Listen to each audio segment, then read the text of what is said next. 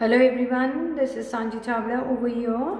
Today we'll be discussing about the remainder theorem. So before discussing about the remainder theorem, let's do one question. Let's say the question is divide. There's an expression p of x, a polynomial is given to you, which is equals to x plus 3x square minus 1 by g of x equal to 1 plus x. Whensoever we need to divide a polynomial by the another polynomial, जब भी हमें एक polynomial को दूसरे polynomial से divide करना होता है, make sure ये polynomial standard form में हो. कौन सा form? Standard form. तो अगर हम इसकी standard form की बात करें, standard form में क्या होता है, जो हमारी terms हैं should be in the decreasing order. किसका decreasing order देखना होता है? Of their degrees.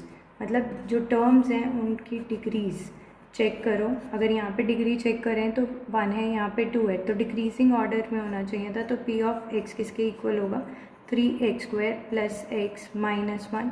और g ऑफ x की अगर हम बात करें x प्लस 1 के इक्वल होगा.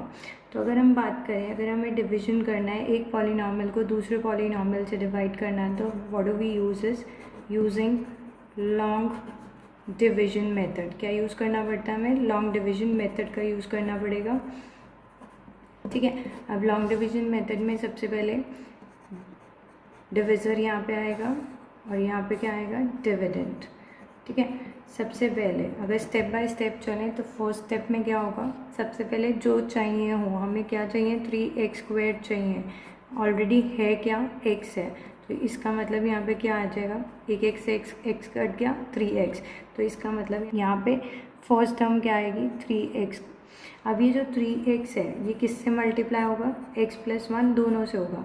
तो ये ऑन मल्टीप्लिकेशन क्या देगा? 3x स्क्वायर प्लस 3x, क्योंकि ये इससे भी मल्टीप्लाई होगा और इससे भी होगा. तो यहाँ पे अगर हम लिखें तो 3x स्क्वायर हो गया, 1 का मल्टीप्लिकेशन ये 3x आया. डिवीजन में हम क्या करते हैं? साइन रिवर्सल कर देते हैं. अब ये तो कैंसिल हो गया. यहाँ पे 1 है और यहाँ पे क्या है? -3. तो ये क्या बन गया? माइनस का 2x माइनस 1. इतनी बात क्लियर है. अब यहाँ पे हमें क्या चाहिए? हमें हमारा टारगेट होता है ना इसे एलिमिनेट करना, सेम नीचे लेके आना है. हमें चाहिए क्या? माइनस का 2x. ऑलरेडी है क्या? x से x कट गया, ये क्या आ गया? माइनस का 2. तो यहाँ पे क्या लिखेंगे? -2. ठीक है. अब ये -2 किससे मल्टीप्लाई होगा? x प्लस 1 से. तो यहाँ आ जाएगा माइनस का 2x minus 2. -2 into 1 -2. Sign reversal फिर से होगा, सब्ट्रैक्ट जो होता है कैंसिल. -1 प्लस 2 कितना आया? 1. तो ये जो आता है इसको हम क्या बोलते हैं? क्वेश्चंट. और जो ये आया है इसको हम बोलते हैं क्या? रिमाइंडर. इतनी बात क्लियर है. अगर कभी भी क्वेश्चन आए कि आपको डिवाइड करना है px को बाय gx, ठीक है, तो आपके पास दो चीज़ें आती हैं, एक आता है क्वेश्चंट और एक आता है रिमाइंडर. अगर यहाँ पे अगर हम बात करें, this is your divisor, isn't it? What is the degree of this divisor? The degree over your is 1. Linear polynomial है ना, यहाँ पे 1 आ रहा है, सिर्फ कांस्टेंट है. तो यहाँ पे डिग्री कितनी आएगी? It's going to be 0. तो यहाँ से आप एक चीज़ और देख सकते हो. It's an example but it's generalised case. क्या होगा? जो डिग्री ऑफ डिविज़र होती है ना, it's always going to be greater than the degree of remainder. ठीक है. जो रिमाइंडर की डिग्री होगी आपकी हमेशा छोटी होगी, किससे? डिग्री ऑफ द डिविज़र से. ठीक है. अब क्वेश्चन में वो बोलते हैं what is the remainder, so the remainder is going to be 1. अच्छा, अब रिमाइंडर निकालने के लिए ना एक मेथड तो ये होता है कि लॉन्ग डिवीजन का पूरा प्रोसेस करो.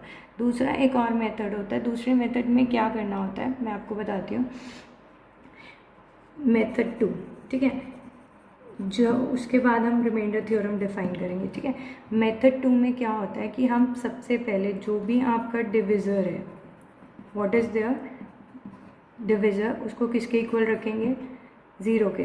This is your first step. पहले स्टेप में आप डिविज़र को किसके इक्वल रख रहे हो, ज़ीरो के। दिस इम्प्लाइज मतलब जी ऑफ एक्स किसके इक्वल आया, ज़ीरो के। तो इसका मतलब x plus 1 is equals to zero, है ना। तो यहाँ से x की वैल्यू कितनी आ गई, -1, क्योंकि ये +1 उधर जाके क्या बन जाएगा, -1। क्या इतनी बात क्लियर है।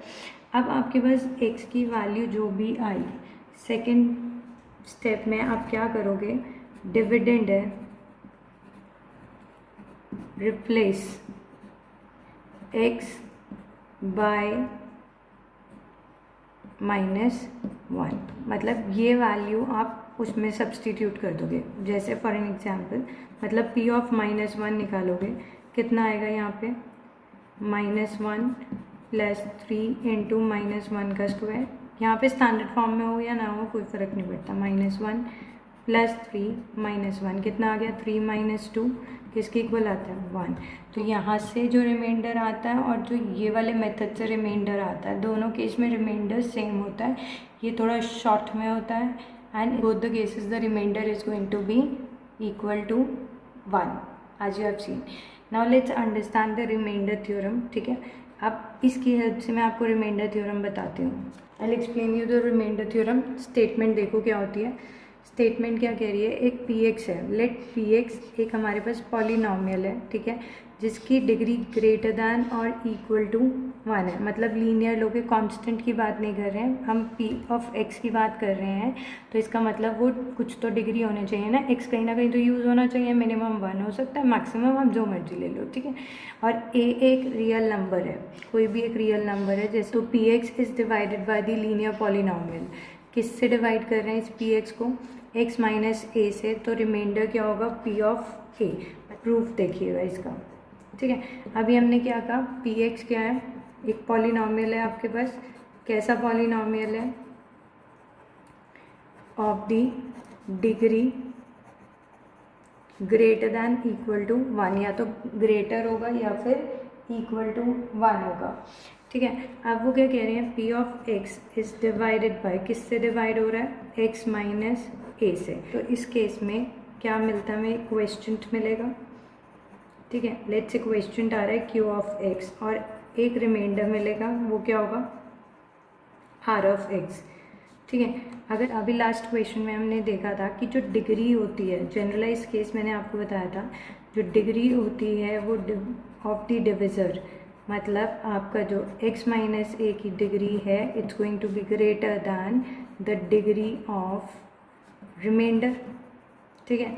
अगर यहाँ पे देखा जाए तो this is your linear polynomial, it's a linear polynomial.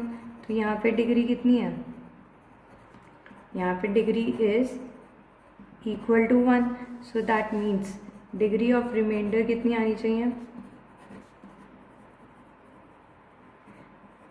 Less than 1, और I can say that the degree of remainder किसके बराबर आई, इट्स इक्वल टू 0। अगर डिग्री 0 है तो दैट मीन्स जो रिमाइंडर है वो कैसा आएगा, कांस्टेंट पॉलिनॉमियल आएगा। यहाँ तक कॉन्सेप्ट क्लियर है, ठीक है। क्या होता है हमारे पास, अगर हमने एक पॉलिनॉमियल px को डिवाइड किया किसी एक पॉलिनॉमियल x माइनस ए से, तो अब हमारे पास एक क्वेश्चन मिलता है और एक रिमाइंडर आता है। अब जो डिग्री है डिविज़र की, हमेशा वो किससे बड़ी होगी, मतलब जो इसकी डिग्री है वो रिमाइंडर से बड़ी होगी। हमने ये अगर लीनियर पॉलिनॉमियल है, इसकी डिग्री तो 1 होगी, तो इसका मतलब degree of the remainder has to be less than 1। या ये कह सकते हैं वो क्या होगी, वो 0 होगी। और 0 कब होता है, जब वो कांस्टेंट पॉलिनॉमियल होता है। इसका मतलब रिमाइंडर जो है वो क्या है, हमारे पास एक कांस्टेंट पॉलिनॉमियल है। यहाँ तक क्लियर है। तो इसका मतलब अगर कांस्टेंट पॉलिनॉमियल है तो r ऑफ x को जो सिर्फ हम x में तो है नहीं, सिर्फ r से रिप्रेजेंट कर सकते हैं, we can see it like this, ठीक है। क्योंकि वो क्या है, हमारे पास एक कांस्टेंट है, इट्स अ कांस्टेंट, ठीक है। तो अगर हम बात करें एक जनरल, तो डिविडेंड किसके इक्वल होता है, तो divisor into question plus remainder के इक्वल होता है, इजंट इट। अच्छा, ठीक है। अगर हम डिविडेंड की बात करें, it is p of x equal to, divisor कितना है यहाँ पे, what is the divisor, x minus A, ठीक है। और क्वेश्चन कितना है, क्यू एक्स और रिमाइंडर क्या है आर है, ठीक है। अच्छा, अगर हम यहाँ पे देखें, अगर मैं इस टर्म को ज़ीरो कर दूँ, if I make this term zero, तो मेरा आर की वैल्यू आ जाएगी। तो उसके लिए मुझे क्या करना पड़ रहा है, एक तरह से x माइनस ए को इक्वल टू ज़ीरो रखना है, बनाना है। We are trying to form x minus A equal to zero, तो x की वैल्यू a आ जाएगी। So that means putting x equal to a, तो p ऑफ a किसके इक्वल आएगा, a minus A into Q A plus R. a minus A कितना होगा, 0 into Q A plus R, ये तो ज़ीरो ही बन गया, तो इसका मतलब p of a is equals to r। So remainder is basically equal to p of a। अब p ऑफ a है ना, x माइनस ए को इक्वल टू क्या रखा हमने, ज़ीरो, तो जो x की वैल्यू आएगी वो हम कहाँ पे रख देंगे, डिविडेंड वाले पॉलिनोमियल में x को सब्सटीट्यूट कर देंगे। So you will get the remainder equal to p of, I hope it is clear to you people. So let's do question based on it. Question number 1, fifth part of the NCERT book, exercise 2.3. Question क्या है, find the remainder. कब निकालना है, when this is divided by this. See, सबसे पहले p of x जो dividend है उसे लिख लेते हैं, वो कितना आएगा, x cube plus 3x square plus 3x plus 1, ठीक है। उसके बाद जिससे डिवाइड कर रहे हैं उसे g ऑफ x ले लेते हैं, 5 प्लस 2x, ठीक है। सबसे पहले स्टेप 1 में हमें क्या करना है, what we have to do it in case of step 1, ये आपका क्या है, डिविज़र है ना, डिविज़र को किसके इक्वल रखना होता है, पुट इट इक्वल टू 0। अगर हमने यहाँ पे डिविज़र को इक्वल टू 0 रखा, मतलब 5 प्लस 2x इक्वल टू 0 आया, which means 2x is equals to minus 5, which means x is equals to minus 5 upon 2। Simple है, पहले 5 उधर गया तो माइनस हो गया, ठीक है। अब ये 2 इधर मल्टीप्लाई हो रहा था, उधर आते ही ये डिवाइड में आ जाएगा, मतलब अपॉन में आएगा। स्टेप 2 में क्या करते हैं हम, अब जो रिमाइंडर होगा वो किसके इक्वल होगा, the remainder will be equal to p of, क्या है x की वैल्यू, -5 अपॉन 2। और ये क्या यूज़ हो रहा है, यूजिंग व्हाट, अभी कौन सा थ्योरम बोला हमने इसको, said it is a remainder theorem. So using what, remainder theorem, you have to specify it also, ठीक है। रिमाइंडर थ्योरम यूज़ करा, यहाँ पे कितना आएगा, -5 अपॉन 2 का whole cube plus 3 into -5 upon 2 का whole square plus 3 into -5 upon 2 plus 1, ये कितना आएगा, -125 अपॉन 8 प्लस 3 इंटू 25 अपॉन 4, ठीक है, -15 अपॉन 2 प्लस 1, ठीक है। अभी यहाँ पे एलसीएम ले लेते हैं, टोटल कितना आएगा यहाँ पे 8 -125, ये कितना हो जाएगा, इंटू 2, तो ये कितना हो गया 150 इंटू 4 -60 प्लस 1 इंटू 8, यहाँ से कितना आया, -27 upon 8। So the remainder equal to p of -5 upon 2 equal to -27 upon 8। आप अगर लॉन्ग डिवीजन से भी चेक करोगे तो आपके पास रिमाइंडर की वैल्यू सेम ही आएगी, but it's better to go ahead with a remainder theorem, आपका बहुत शॉर्ट में हो जाता है। पहला स्टेप क्या करना होता है रिमाइंडर थ्योरम में, डिविज़र को इक्वल टू 0 करके पहले x की वैल्यू निकालेंगे, जो डिविज़र होगा वो आपका लीनियर पॉलिनोमियल ही होगा, ठीक है। सेकेंड स्टेप में क्या करोगे कि x की वैल्यू जो फाइंड आउट की थी स्टेप 1 में वो कहाँ रख देंगे हम, we will put it in the dividend, और जो वो वैल्यू आएगी वो किसके इक्वल है, that's equal to the remainder. Now the next question, so number 2 of the exercise 2.3 NCERT book again. Find the remainder when this polynomial is divided by x minus a. फिर से हमारे पास इस polynomial को हम p of x ले लेते हैं और इस पॉलिनॉमियल को हम putting it equal to g of x, ठीक है। स्टेप 1 में क्या करेंगे, will put what, G of X को किसके इक्वल रखेंगे, 0 के इक्वल। इसका मतलब x minus A equal to 0 हो गया, which means x is equals to A. ठीक है, अब स्टेप 2 में रिमाइंडर निकालना है ना, इसी मेथड से निकाल रहे हैं, तो will write using remainder theorem. ठीक है, तो इसका मतलब हमारे x की जगह क्या रखेंगे, a रखेंगे। सो a का cube minus a into A का square plus 6 into A minus A, ये कितना आ गया, a cube minus A cube plus 6a minus A, ये तो कैंसिल हो गया, ये कितना आया, 5a। So the remainder is equals to p of a equal to 5a. I hope it is clear to you people. Now one more question. It's an example number 10 of the NCERT book. क्या कह रहे हैं, check whether the polynomial this QT दिया हुआ एक polynomial is a multiple of this or not. अच्छा, अगर हमारे पास फॉर एन एग्जाम्पल 12 है, मैंने इसे 6 से डिवाइड किया तो 6 इंटू 2 प्लस 0। अगर देखा जाए डिविडेंड, 12 को डिवाइड किया 6 से तो वी गॉट व्हाट, 2। ठीक है, ये आपका क्वेश्चन होता है और रिमाइंडर इस केस में क्या होता है, 0। तो अगर हम बात करें, this 12 is known as a dividend. ठीक है ना, ठीक है, और ये सब ये आपका क्या है, इससे डिवाइड किया था ना, तो ये डिविज़र है। ठीक है, ये आपका क्या है, क्वेश्चन है। तो मैं ये कह सकती हूँ कि 6 and 2 अगर रिमाइंडर 0 है, if remainder is equals to 0, can I say it like this, that 6 and 2 are the factors of 12, or I can say 12 is a multiple of,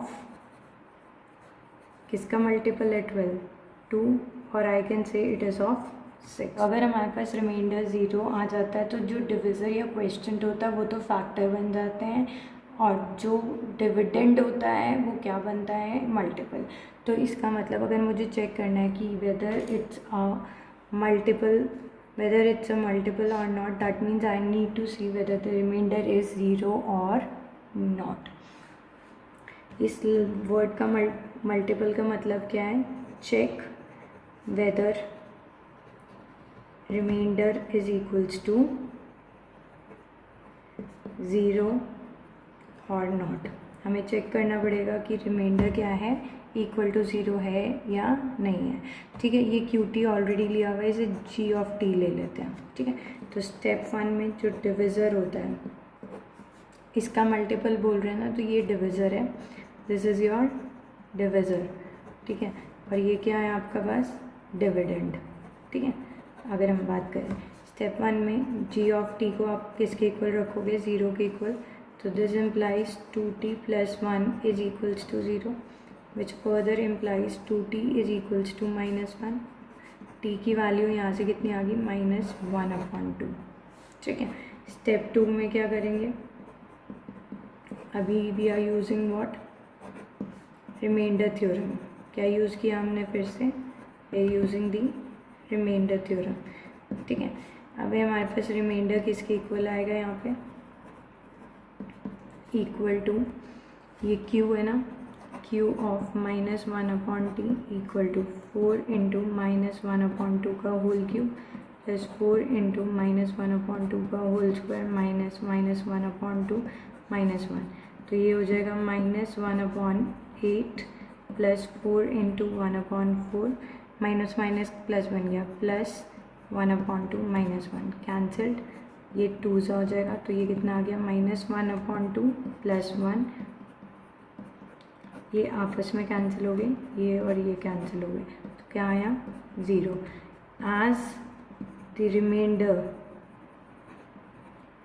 is equals to 0, remainder किसके equal आ रहा है, 0 के। इसका मतलब QT जो है it is a multiple of 2t plus 1। So what you people need to remember over here, first step में जो भी डिविज़र है आप उसको किसके इक्वल रखोगे, 0 के इक्वल रखोगे। जो भी आपका वेरिएबल की वैल्यू आएगी, जैसे यहाँ पे t की वैल्यू आई, पहले क्वेश्चंस में x की वैल्यू आई जिसमें भी आपका पॉलिनॉमियल है, तो उसके बाद आप डिविडेंड में उस वेरिएबल को रिप्लेस कर दोगे उस पर्टिकुलर वैल्यू में, वैल्यू से। तो यहाँ पे किससे रिप्लेस किया हमने, -1/2 से। I hope the questions are clear to you people. That's all for today. Thank you. Thanks for watching my video. Bye. Take care.